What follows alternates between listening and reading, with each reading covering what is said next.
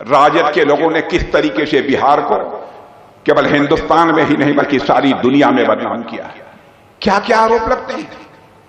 जो यहां का मुख्यमंत्री रह चुका हो उसको वर्षों तक जेल की हवा खानी पड़ती है।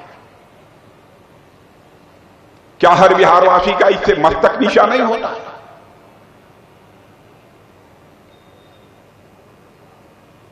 बहनों भाइयों, बिहार के वरिष्ठ नेता हैं, लेकिन मुख्यमंत्री रहते हुए राजद के उन नेताओं ने जो कुछ भी किया, आज पूरे परिवार के ऊपर भ्रष्टाचार का आरोप लगा हुआ है।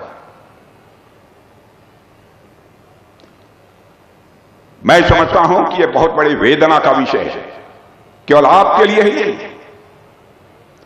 मनुष्य जीवन में सभी चीजों से समझौता कर सकता है मेरे बहनों भाइयों, लेकिन मान सम्मान स्वाभिमान से कभी समझौता नहीं कर सकता है।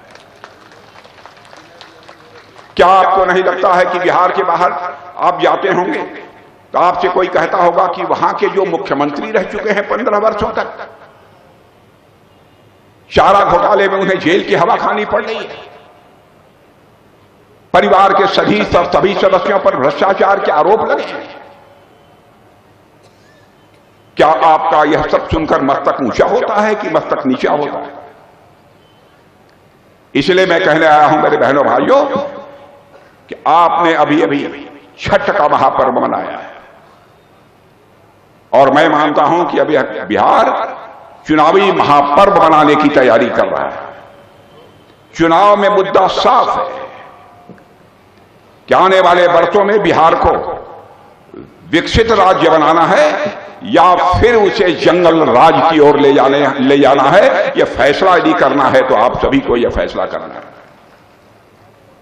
और आप जानते हैं हमारे प्रधानमंत्री जी ने घोषणा की है कि भारत को हमें विकसित भारत बनाना है 2047 तक।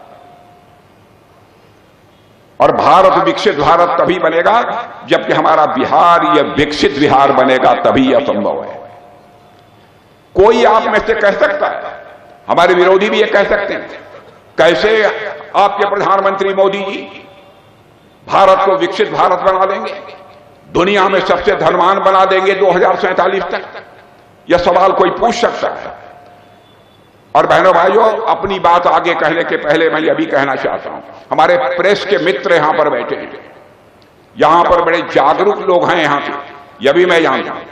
हमारी कोई भी बात गलत हो, कोई भी बात गलत हो, तो मैं आपसे यह निवेदन करना चाहूंगा कि आप सार्वजनिक रूप से उसकी आलोचना करिएगा, मैं उसका स्वागत करूंगा।